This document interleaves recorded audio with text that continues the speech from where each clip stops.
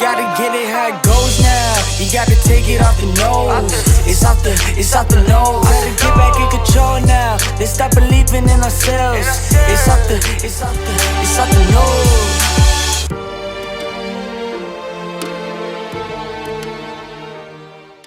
Hey guys, today's show is brought to you by Storyworth.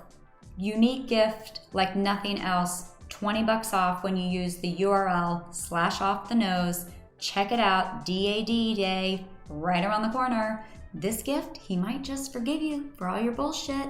Plexiderm. Plexiderm is a serum that will make you tight for up to 10 hours. I promise. 67% off. Guys, yeah, you too. Check it out. Meal Enders. Are you doing a little too much snacking these days? Stop the cravings, stop overeating, pop a lozenge, 20% off when you use /offthenose. How about Warby Parker? Do you need to change it up a little bit? I'm telling you, you do. Warby Parker, awesome vintage-inspired prescription glasses, 5 pairs, 5 days free trial when you go to /offthenose. So just finished an awesome interview with Todd Newman, the founder and owner of Dakota Shy Winery. And Todd and I both grew up in the Midwest and wine cultured. We were not, neither one of us. And it was all beer. Beer, and what goes great with beer? Rock and roll. So we got talking about who is the greatest rock band of all time. And Todd has a very clear opinion on that. And so you'll see that in the interview. And for me, it's also indisputable.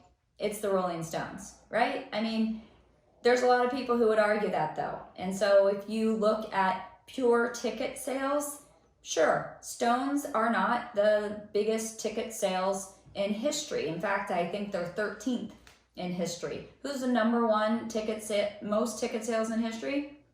It's the Beatles. So you got 2 British rock bands, 4 people in each band originally, but very different, right? So the Beatles sold 600 million records worldwide. The Stones sold 240 million. So a big difference in sales. Give all that respect to the Beatles, but they're just totally in 2 different categories if you ask me. The Stones are pure rock and roll. You got Jagger with his trademark lips and the way he moves across the stage with that full-length microphone. Keith Richards, coming off of recovery from every possible drug, chain smoking, bandana wearing, and one of the greatest guitarists of all time as his sidekick. And then throw in Ronnie Wood and Charlie Watts on drums, of course. Then you got the Beatles. They're all in their black suits and their trademark, what they call it, a mop top haircut from that time. And, they're nice boys. They got invited to Parliament and, just totally different. So respect for both, but it comes down to how do you define, who is the greatest rock band? I mean, we're talking about wine. So I have to talk about, the aging of wine. You got to think longevity of a rock band. The Beatles were 1 decade, the 60s. I mean, 10 years. You got the Stones, we're at 58 years and counting. I mean, that stands for a lot, right? And they're relevant. 2016, they had a top 10 album. Then let's look at what just happened in 2019. 2019 concert tours. Stones were number 1. More than Ariana Grande and Grammy-winning Billie Eilish and everybody else, right? Even some other legendary rock bands. The Stones were number 1 by 52% by the second band, which was Queen, with Adam Lambert. Nobody comes close. Look at 2018. Who was the top 2018 concert tour? It was Taylor Swift. The Stones' 2019 tour kicked her butt by 45%. So, and they're going out on tour now, once we get through this Corona stuff. So they're relevant, they're 58 years strong. They are the epitome of a rock band, right? I mean, you compare the types of songs even. the Beatles, I mean, they're sweet and all with their love songs like Hey Jude and, you know, I Want to Hold Your Hand. Man, the Stones, they don't want to hold your hand. They want to get laid. That's rock and roll, right? I mean, that's what they talk about. Sex, drugs, and rock and roll. It's the Stones. There's just indisputable. So, you know, whether you're drinking a Bud Light or a fine glass of Napa wine, to me, nobody starts me up like the Stones. So I hope you guys watch the interview coming up and enjoy. Gotta get it how it goes now. You gotta take it off the nose. It's off the nose. Gotta get back in control. Where did Dakota Shy get the name? You know, it's a culmination of stuff. My buddies used to call me Dakota. When I moved to Oregon, you know, small town kid, you're like everybody's first, right? And never met anybody from North Dakota. So, and I was never a timid kid, but you go to a small town, to a school of 20,000 people, you listen a little bit more and you observe. But what it means to me is strength and humility. Okay, Dakota, where I grew up, you grew up. You live in an inhospitable place and you work your ass off, and there's really no two ways around it. You're cut from a cloth that's tough. You have to be. And so there was strength there. I knew the work ethic and the strength there. The Shy was really kind of a cover for doubt. Do I belong here? You know, I would come out and I would be here, and this was just such a different world. And, you know, I'd make $300 a night waiting tables, and that's what a mortgage payment was back in North Dakota. And like, I just didn't know if I belonged. And so strength and humility was balance, and the way that we would approach it would be that way. So that's really the name is what it means today. How it started was it was a nickname. My buddies called me Dakota. One of their girlfriends would always introduce me as their Shy friend Todd from North Dakota. Dakota DS, Dakota Shy. I rolled it into a little bit more poetic, philosophical meaning than just a drunky IPA. I like it. I'm thinking of all the other names you could have been called as a farm boy from North Dakota. So yeah, I'm sure there were a few that I didn't hear, but yeah. You did good on that one. So do you see Dakota becoming, you know, everything's turning into a lifestyle brand these days? I mean, I love the incubator idea. You see it happening in music and other industries, creative industries, for sure. Lifestyle brand, you know, will we see Dakota candles and cookbooks and you know, it's so funny. We stopped using the word lifestyle, I think, a while ago. We were using it 7, 8, 10 years ago. I swear to you, like You're when so I started California. this company, I swear to you, when I started this company, it was like, what's Dakota Shy? I always used to tell them it's a way of life, you know? Yeah. And so we were lifestyle Which brand is a before lifestyle. it was ever really used. Yeah. You know, but now it's, what is Dakota Shy? I mean, will the brand expand? I mean, do you want to make more wine? Do you want to help other people make more wine? Do you want to expand your product line? I think what I want to do is I want to do one thing exceptionally well, and that is Dakota Shy. I don't want to do 5 things decently well. I want this to have the legs to go after I'm gone. I want it to be generational. So I think that its ceiling is somewhat in, and I think what I would like to do after that is support and seed young up and coming winemakers and ideas and things like that, and help create that way, and maybe look at doing other things in the space. But as far as Dakota Shy is concerned, what makes it special is that it is limited. There isn't a lot of it. We work with the best vineyards in the world as it relates to Cabernet, and from that, we're just going to keep it as such and make it that much more special. And Focus then in the on interim, one of the things that we are adamant about here is you give me 5 years of loyalty, which is you're going to come in here, you're going to get trained up by one of the, in my opinion, best winemakers in the country. You're going to work in an environment with some of the best equipment, the best tools. You are going to get shopped in 3 to 4 years' time. And somebody's going to say, hey, you want to be a winemaker, assistant winemaker? Or, hey, cellar master, do you want to get an opportunity to come over here and be an assistant winemaker? And here's $30,000 more per year. all right, well, listen, you guys are going to have to decide if that's the direction you want to go, because here at Dakota Shy, after 5 years, we'll finance, up to 4 barrels. We'll pay for it all. You're basically going to get an opportunity to create your own brand, so that when it is time to leave, you go out into the world and you have something that's yours. This is yours. You built it. You made it. And I think for me, that was my biggest dream always, was having my own business, my own company. I was a 5-year-old kid who used to take his cousins on school summer break and say, okay, we're going to do lemonade stands, and you guys sit on this corner and you guys sit on this corner, and I'll get the wagon and I'll come refill the lemonade and redistribute the cookies and collect the money. Right. So like those types of things have always been pumping in my head. And I think that it's exciting to watch people succeed and kind of create something from nothing. So that's the best where part, our focus isn't it? will be. Well, when you're giving back, I mean, life is about gratitude, right? And so you're giving back. I'm about to get it marked on my wrist. I know. I never got a tattoo, but that would be the one I would get. The Latin base of gratitude. You're giving back. That's why you said you're where you are. And so when I was going to Oregon, I think the quote was, if you want to go smoke dope with those hippies, knock yourself out, but do not call me for anything unless you're sick or dying.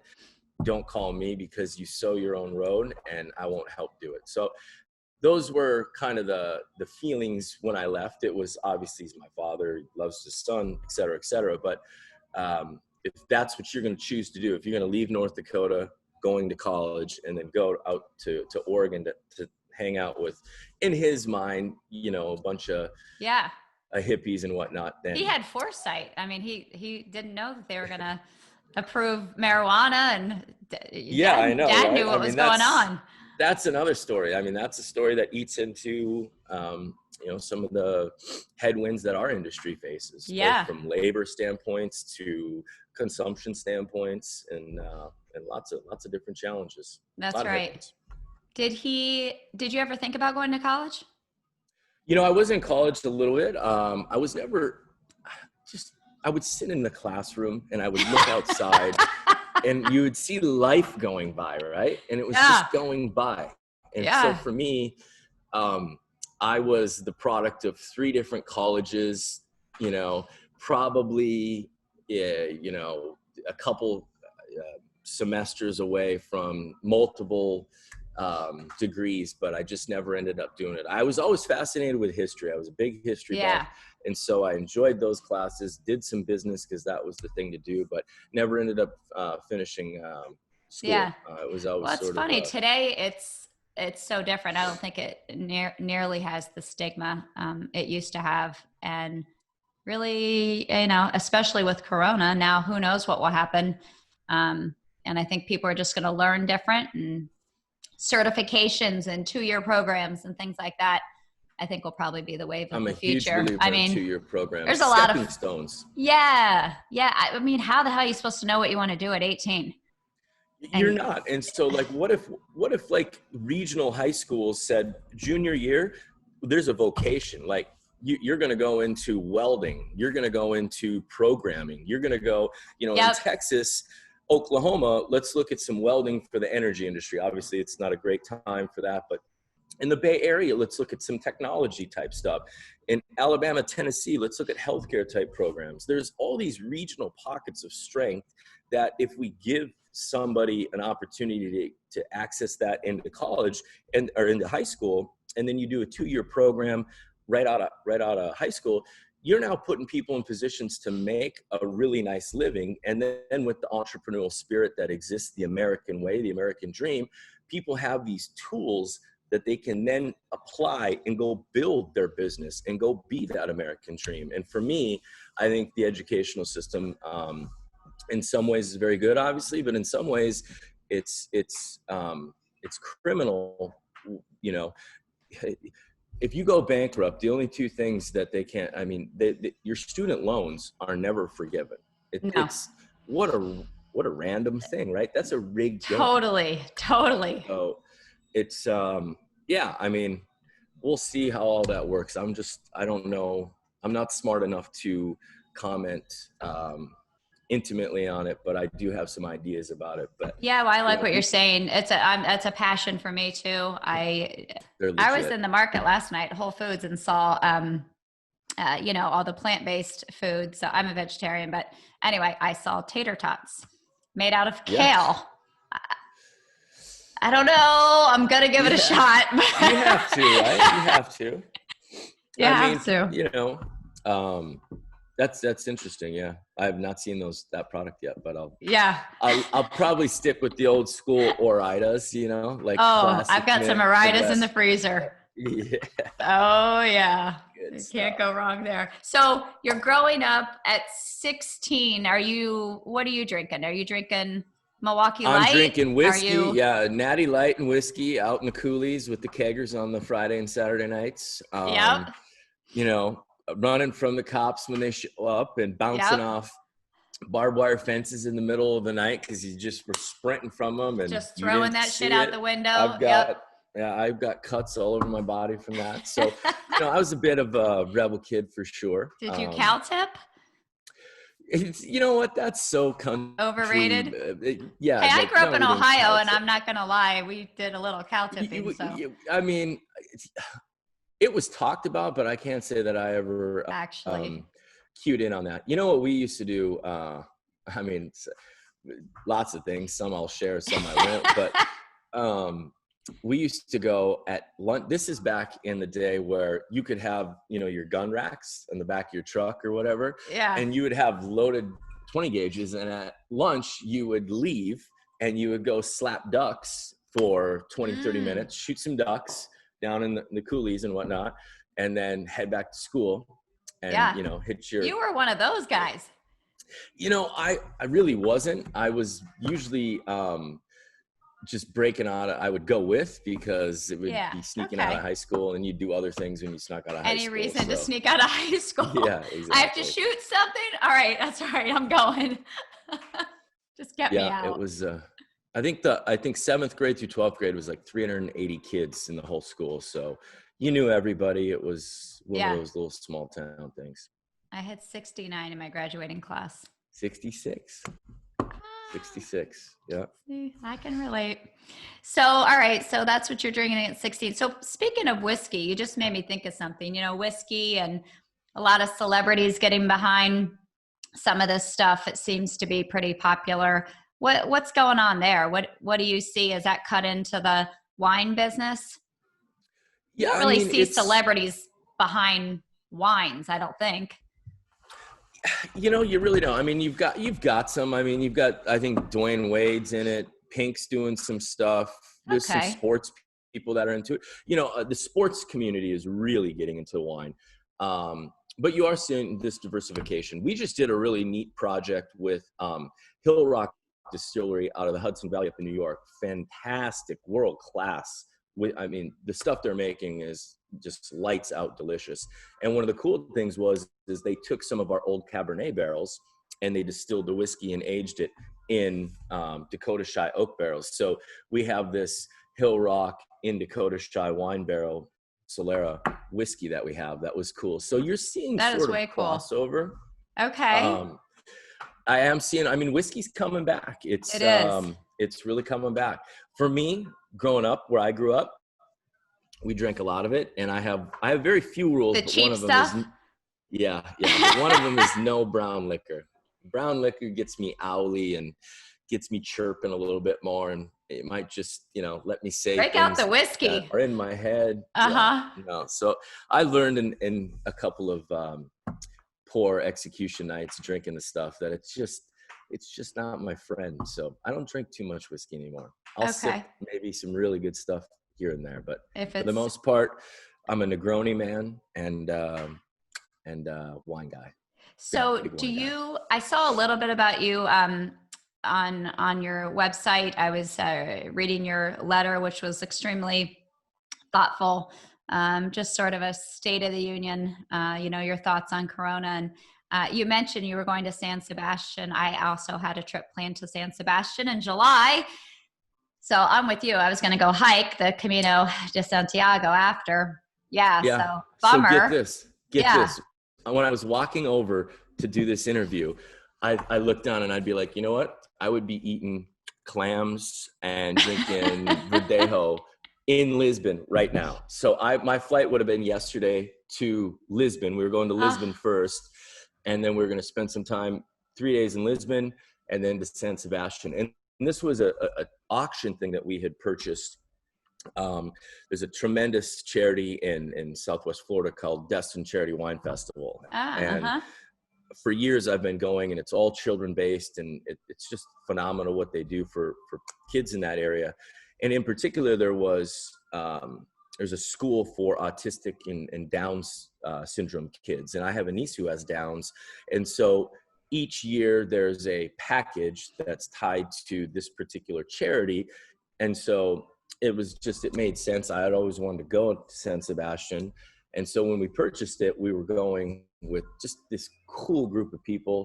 And it was a real drag when it all kind of came and it got canceled. So now I'm fighting with Air Portugal. They're trying to tell me that I get a credit, and I said to them, well, that's illegal. You can't cancel my flight. That's so funny. And not get my money back. Yeah, the CEO of United was on Squawk Box this morning, and they brought that up to him, that what's up with the vouchers versus the refunds, and he was like, oh no, you get a refund. You get a full refund. I mean, we'll offer you a voucher. Was that Oscar or was it Scott? Which gentleman did they interview this morning? Oh, actually, you know what? It wasn't CEO. It was the communications director was his title. Okay. He was out of Chicago. There's, I think the incoming CEO, fantastic guy. It happens to be a Dakota Shy wine drinker. No way. And I happen to love. You're getting a refund. Yeah, I hope so, man. But you know what I really want is like global status, but I doubt that's going to happen. You got totally. How much wine will it take? But I got to tell you, he's a sharp guy and a really on point guy. And I think that what they're dealing with right now it's so important to understand, because our business is so much a direct to consumer business. So we need people from the United States to come out to Napa, and the unknowns that we're faced with right now is when does that, hopefully we forget quickly, but I don't think you're going to forget about this one. This one is instilled in the American consumer, and our economy is 75% consumption. So how does that tie in? And those are some headwinds and some worrying things that we look at. So I pay great attention to, and I love Squawk Box, by the way. We've been throwing things out there to try and get on that damn show for 2 years to tell the story about American entrepreneurship. Totally. I got to expect that many people that watch that drink wine. So some Dakota Shy. Right now they're drinking it while they watch it. But if you're listening, come on, man. Let's go. Well, I could watch Kramer all day long, honestly. I love the guy, man. And, he got panned for years during the recession, and the guy's been calling it straight. I think he's great. I think he's great for America. I like Jim Kramer a lot. Well, the past 48 hours, he has been touting the Beyond Meat stock, which I bought way too high. And so I'm like, let's go. He has some misses for sure. He does. Sure. Let's hope this isn't one, but yes. All right. So 16, you're drinking some cheap whiskey. And at 18, 19, you head to California. Yeah, at 18, 19, I went to college for 2 years at North Dakota State University.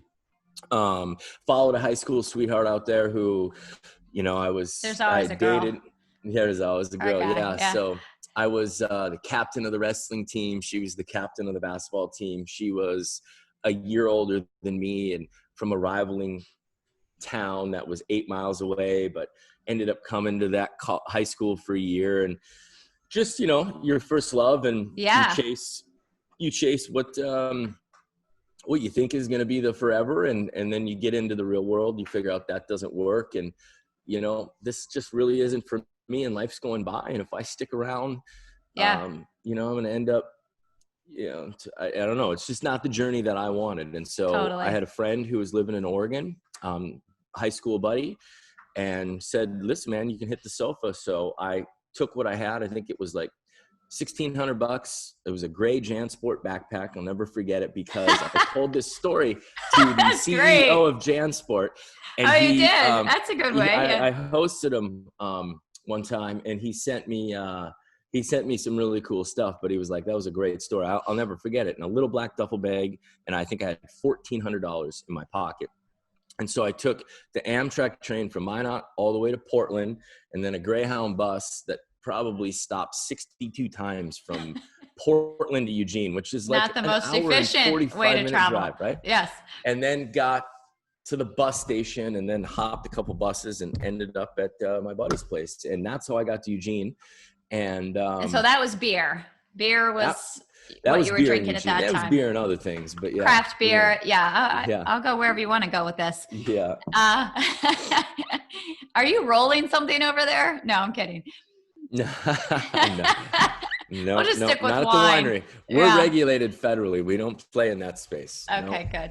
How creative have you gotten? And is the community getting together? You know, in New York, you see some pretty incredible things going on with chefs.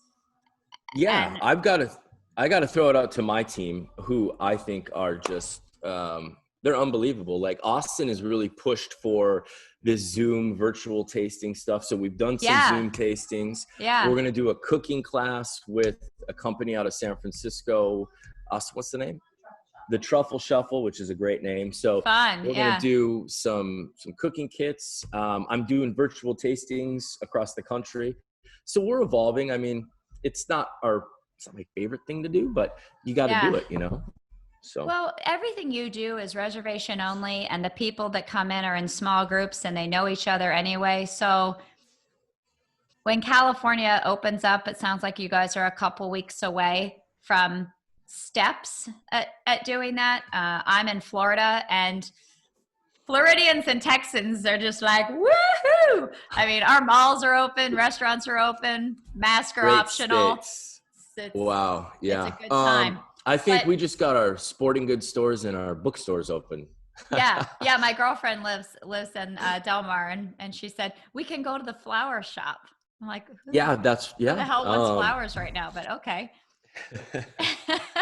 Yeah, it's you know what? I have a gorgeous estate that we're on. It's a very beautiful property. Yeah. It's better than, you know, I always say better than some, not as good as others. You know, you play your cards, you play your hand out, and you get the deck reshuffled and get a better hand. Yeah. So I always think I have better than the next guy. So. Have you seen your I think you call it the Shy Society, your mail order pickup? I mean, drinking is up.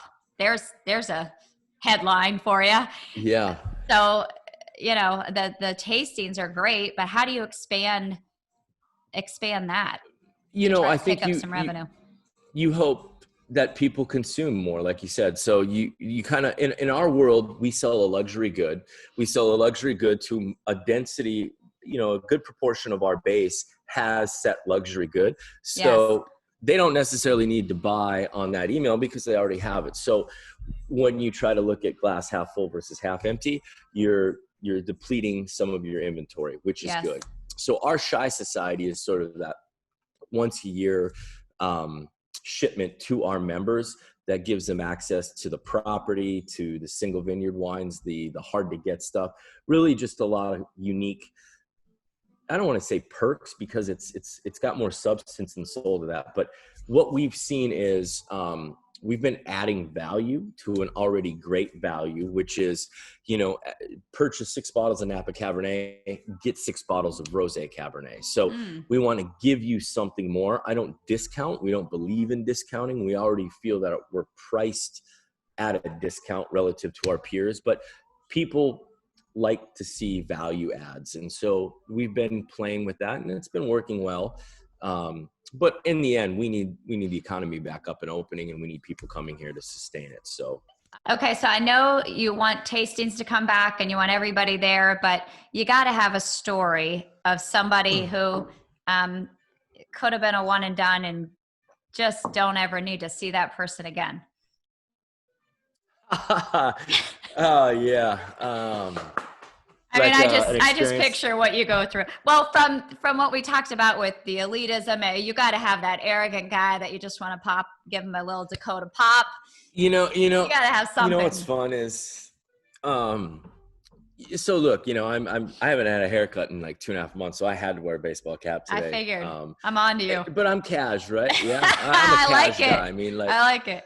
so I'll come in and I'll do these tastings, and you'll get some hot shots coming in, and you know they're doing well, they're making money, and on the East Coast, and you know maybe it's finance, I don't know what it is. I mean, they're from all over the world, so Yeah. it's not just East Coast specific, but it's the ones that I love playing with them because usually it's the ones that come in alpha dog, you know, big whatever swinging, Yeah. and you know I'm just the guy working here, you know. I don't say I'm Dakota Shy. I don't tell them this. You is don't my wear place. owner? I come in and no.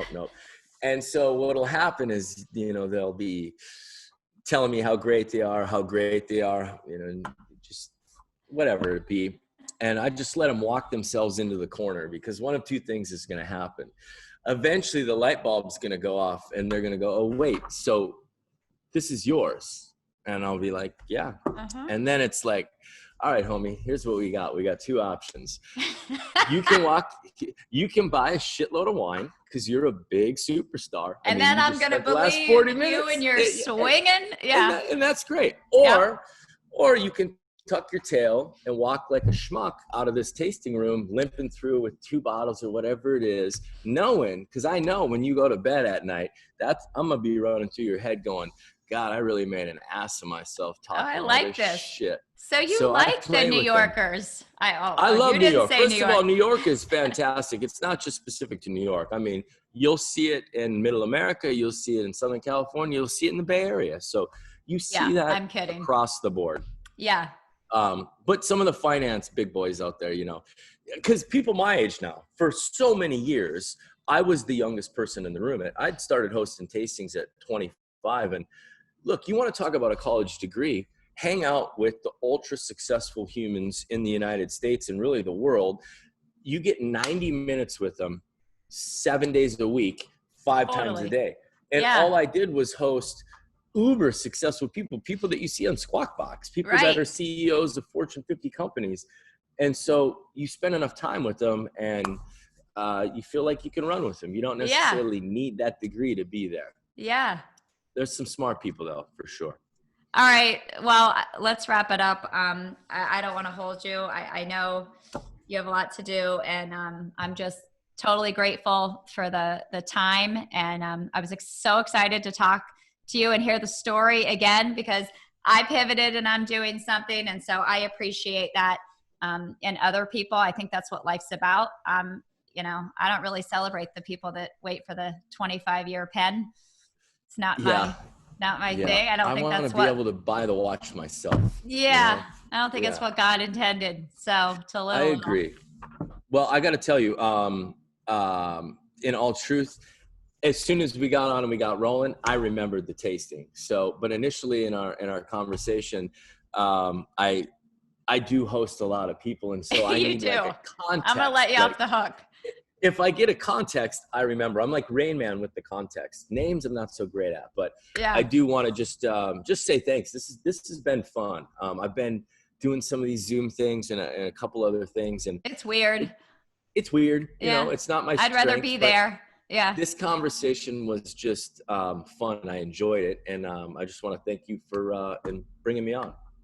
Awesome. Appreciate it very much. Thanks, Todd. And you know, we didn't toast, but you know, to you salute. And salute, and to you and the whole Dakota Shy team, to perseverance and keeping your chin up, and with the same grit that got you here, you'll move forward. I have full faith. So cheers. Thank you to all of us, the American way. We'll get through this. Totally. We have to. Take care. Well, thank you so much. Enjoy yourself. Come back and see me. I will be in Florida. We have something called the Shyway Tour that's about to kick off. Wow. And just is this like a road show? Think rock and roll. Okay. Think pop. Think talented up and coming chefs. Okay. I'm getting my black leather pants ready. Okay. Yeah. And I mean, we're just going to go on a road trip and bring Napa to the rest of America. So we got more to come on that. You can check it out on the website here in the next week or so. We'll have it up. I will. I would think love like to check the it out. Stones, meets. Are you Jagger or who are you going for here? I love him. He's such a fanatic. I don't know, want he has a new documentary. I don't know if you're a Netflix junkie. I'm a documentary junkie. I am too. So I just watched Rolling Stones South America. It's okay. It's out on Netflix. I will. Listen. If you love the Stones, I love the Stones. I'm the best rock and roll band ever. I know I'll get cut because Beatles and Zeppelin and that, but I'm a Stones man. So it is what it is. Yeah. All right. Well, thank you. All right. I'll follow God bless you. Stay safe. I'll see you in Florida. All right. Sounds great. God bless. Okay. Bye-bye. Bye-bye. Better change up your perspective. It's something new.